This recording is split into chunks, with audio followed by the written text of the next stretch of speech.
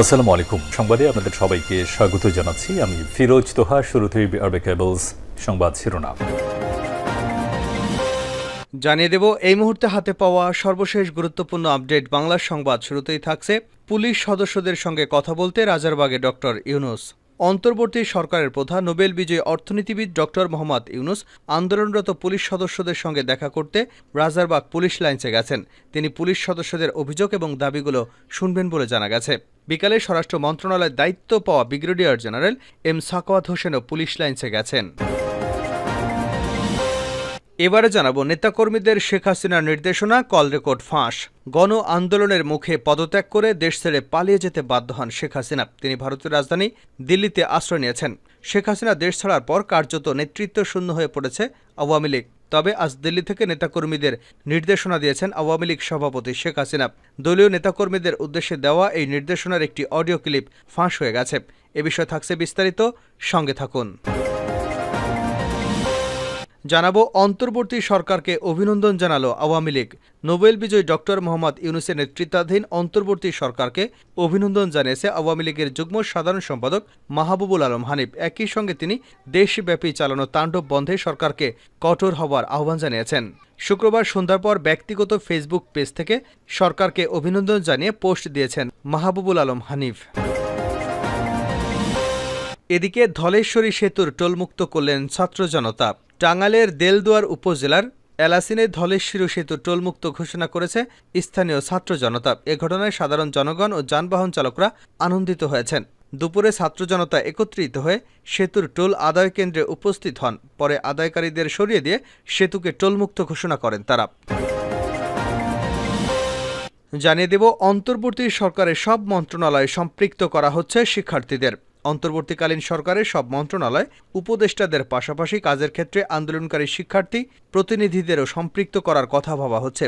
তবে কিভাবে তাদের এ কাজে সম্পৃক্ত করা হবে তা জানানো হয়নি। শুক্রবার রাষ্ট্রীয় অতিথি ভবন যমুনায় উপদেষ্টা পরিষদের প্রথম বৈঠক শেষে একথা জানানো হয়। এবং সর্বশেষ জানাবো আন্তর্জাতিক সংবাদ। হঠাৎ বঙ্গোপসাগরের অদূরে চীনের জাহাজ, উদ্বিগ্ন ভারত। বাংলাদেশে ক্ষমতার পালাবদলের পরই বঙ্গোপসাগরের অদূরে দেখা যাচ্ছে চীনের নজরদারি জাহাজ।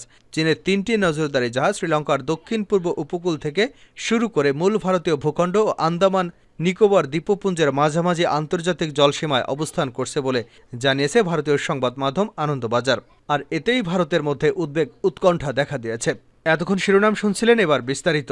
প্রিয় দর্শক, আপনি যদি এই চ্যানেলে নতুন হয়ে থাকেন, ভিডিওটি দেখতে দেখতে চ্যানেলটি সাবস্ক্রাইব করে আমাদের সঙ্গেই থাকুন। আর এই ভিডিও সম্পর্কে আপনি আপনার মূল্যবান মতামতটি কমেন্ট বক্সে জানিয়ে দিন। আর হ্যাঁ প্রিয় দর্শক, জানিয়ে দিন ভিডিওটি কোথা থেকে দেখছেন।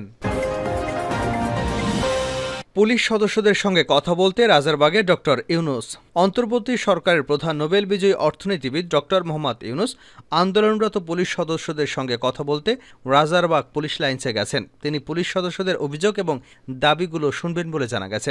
বিকেলে স্বরাষ্ট্র মন্ত্রণালয়ের দায়িত্ব পাওয়া উপদেষ্টা ব্রিগেডিয়ার জেনারেল অবসরপ্রাপ্ত এম সাখাওয়াত হোসেনও পুলিশ লাইন্সে গেছেন। জানা গেছে 11 দফা দাবিতে কর্মবিরতি পালন করছেন অধস্তন পুলিশ সদস্যরা। দাবি মানা না হলে দায়িত্বে ফিরবেন না বলে জানিয়েছেন। তার মধ্যে 2 দফা বাস্তবায়ন করে প্রজ্ঞাপন জারি করেছে সরকার। বাকিগুলোর বাস্তবায়ন চান তারা। পুলিশের দাবির মধ্যে রয়েছে রাজনৈতিকভাবে যাতে পুলিশ সদস্যকে ব্যবহার করা না যায় এ কারণে কমিশন গঠন, বৈষম্যবিরোধী ছাত্র আন্দোলনে যে পুলিশ সদস্যদের হত্যা করা হয়েছে তাদের বিচার করতে হবে, পুলিশ কোনো সরকার বা রাজনৈতিক দলের অধীনে কাজ করবে না, পুলিশ নিরপেক্ষ ভূমিকা পালন করে বাংলাদেশের জনগণের সেবা তথা রাষ্ট্রের নিরাপত্তার জন্য নিয়োজিত থাকবে, সারাদিনে 8 ঘন্টার বেশি ডিউটি করানো যাবে না, অধস্তন কর্মচারীরা ঊর্ধ্বতন কর্মকর্তাদের কোনো অবৈধ বা মৌখিক আদেশ পালন করতে পারবেন না, অধস্তন কর্মচারীদের পদোন্নতির ক্ষেত্রে ঊর্ধ্বতন কর্মকর্তাদের পদোন্নতির মতো পন্থা অবলম্বন করতে হবে, বার্ষিক নৈমিত্তিক ছুটি 20 দিনের পরিবর্তে 60 দিন করতে হবে। এছাড়া ঊর্ধ্বতন কর্মকর্তাদের মতো অধস্তন কর্মচারীদের সোর্স মানি দিতে হবে। বাংলাদেশ পুলিশের প্রতিটি ইউনিটকে 10 তারিখের মধ্যে টিএ ডিএ বিল পরিশোধ করতে হবে, নতুন বেতন স্কেল প্রণয়ন করতে হবে, ঝুঁকি ভাতা বাড়াতে হবে। পুলিশ হেডকোয়ার্টার্স থেকে শুরু করে বাংলাদেশ পুলিশের প্রত্যেকটি পুলিশ লাইন্স, থানা, ফাঁড়ি, গার্ড ক্যাম্পে নিরাপত্তা বেষ্টনী জোরদার করে নিরাপদ কর্মস্থল নিশ্চিত করতে হবে। অপরদিকে 3 দিন বন্ধ থাকার পর ঢাকা মহানগর পুলিশ ডিএমপি 29 থানায় সেবা কার্যক্রম শুরু হয়েছে। সেনাবাহিনীর সদস্যদের পাহারায় শুক্রবার পুলিশ সদস্যরা তাদের কর্মস্থলে যোগ দিয়েছেন।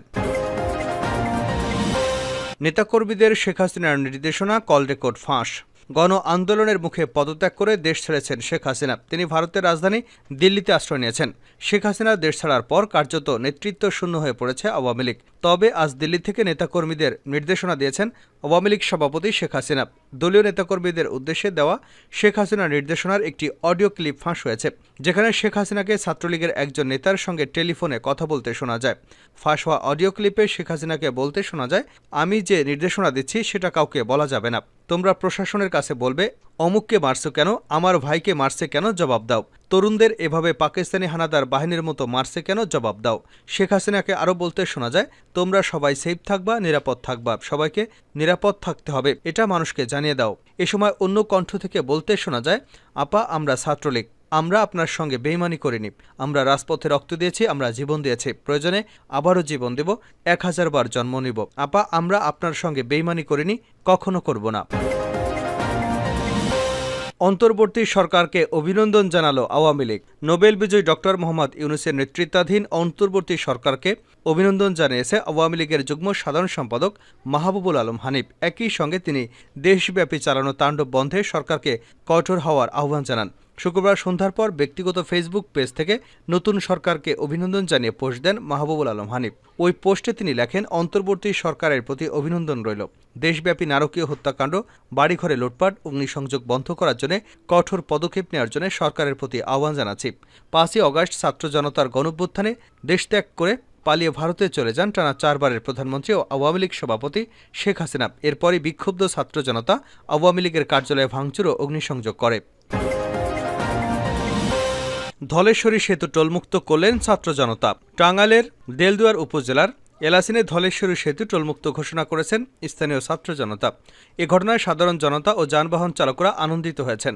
বৃহস্পতিবার দুপুরে ছাত্র জনতা একত্রিত হয়ে সেতুর টোল আদায় কেন্দ্রে উপস্থিত হন। পরে আদায়কারীদের সরিয়ে দিয়ে সেতুকে টোলমুক্ত ঘোষণা করেন তারা। স্থানীয় বাসিন্দাদের মতে, সেতুটি টোলমুক্ত করার প্রতিশ্রুতি থাকলেও আওয়ামী লীগের কিছু অসাধু নেতাকর্মী এবং কর্মকর্তাদের যোগসাজশে দীর্ঘদিন ধরে টোল আদায়ের কাজ পরিচালনা করে আসছিল। তারা মিথ্যা দরপত্রের মাধ্যমে টোল আদায়ের কার্যাদেশ নিয়েছিল এবং নিজেদের ইচ্ছামতো টোল নির্ধারণ করে যানবাহন চালকদের তা দিতে বাধ্য করা হয়েছিল। কিন্তু এতদিন কেউ ভয়ে প্রতিবাদ করতে পারেনি। অবশেষে ছাত্র জনতা একজোট হয়ে সাধারণ মানুষের দীর্ঘদিনের এই শোষণের হাত থেকে মুক্ত করে এবং স্বৈরশাসকের দোষদের বিতাড়িত করে সেতুটি টোলমুক্ত ঘোষণা করে। হঠাৎ বঙ্গোপসাগরের অদূরে চীনের জাহাজ, উদ্বিগ্ন ভারত। বাংলাদেশে ক্ষমতার পালাবদলের পরই বঙ্গোপসাগরের অদূরে দেখা যাচ্ছে চীনের নজরদারি জাহাজ। চীনের 3টি নজরদারি জাহাজ শ্রীলঙ্কার দক্ষিণ পূর্ব উপকূল থেকে শুরু করে মূল ভারতীয় ভূখণ্ড এবং আন্দামান নিকোবর দ্বীপপুঞ্জের মাঝামাঝি আন্তর্জাতিক জলসীমায় অবস্থান করছে বলে জানিয়েছে ভারতীয় সংবাদ মাধ্যম আনন্দবাজার। সংবাদ মাধ্যমটি জানিয়েছে, কয়েক মাস ধরেই জাহাজগুলোর উপস্থিতি চিহ্নিত হচ্ছিল ভারত মহাসাগরে, কিন্তু বাংলাদেশের ক্ষমতার পালাবদলের পর হঠাৎই ভারতীয় উপকূলের কাছাকাছি চলে এসেছে সেগুলো। আন্তর্জাতিক জলসীমায় থাকা ওই 3টি নজরদারি জাহাজের পরবর্তী গন্তব্য বঙ্গোপসাগর কিনা তা নিয়েও ইতিমধ্যেই জল্পনা তৈরি হয়েছে। জাহাজগুলো বাংলাদেশের কোনো বন্দর বা প্রতাশ্রয়ে ঘাঁটি গড়ে কিনা সে ব্যাপারেও উদ্বিগ্ন ভারত। প্রকাশিত একটি প্রতিবেদনে দাবি করা হয়েছে, শ্রীলঙ্কার দক্ষিণ পূর্ব থেকে শুরু করে মূল ভারতীয় ভূখণ্ড এবং আন্দামান নিকোবর দ্বীপপুঞ্জের মাঝামাঝি আন্তর্জাতিক জলসীমায় অবস্থান করছে শিয়ংইয়ংহং 3 এবং জোংসাং ডংশু এবং ইউনওয়াং 7 নামের 3টি চীনা জাহাজ। এর মধ্যে শোশানডাসুং চীনের সামুদ্রিক গবেষণা নামে পরিচিত, 114.3 মিটার দীর্ঘ এবং 19.4 মিটার প্রস্থ, 6800 টনের জাহাজটি চীনের বৃহত্তম গবেষণা জাহাজ। উপগ্রহ চিত্রে ইতিমধ্যেই চীনা জাহাজের অবস্থান নিশ্চিত হয়েছে। আনন্দবাজার বলছে, ভারতের কাছে যে বিষয়টি বেশি উদ্বেগের তা হল অদূর ভবিষ্যতে শ্রীলঙ্কা বা মালদ্বীপের মতো বাংলাদেশের কোনো বন্দর বা পেতাশ্রয় চীনা নজরদারি জাহাজের ঘাঁটি হয় কিনা, কারণ সে দেশের বর্তমান অন্তর্বর্তী সরকারের এক অংশ চীনের সঙ্গে ঘনিষ্ঠতা রয়েছে।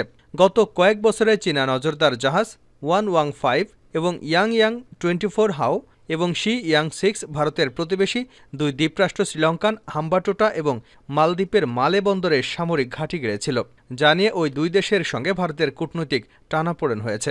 আনন্দবাজার বলছে, চীনের দক্ষিণ পশ্চিমে একটি বিরাট অঞ্চলে নিকটতম সমুদ্র বন্দর হল চট্টগ্রাম। তাই কুনমিং থেকে চট্টগ্রাম বন্দর পর্যন্ত মহাসড়ক নির্মাণে আগ্রহ রয়েছে বেইজিংয়ের। হাসিনার সময় যা সম্ভব হয়নি।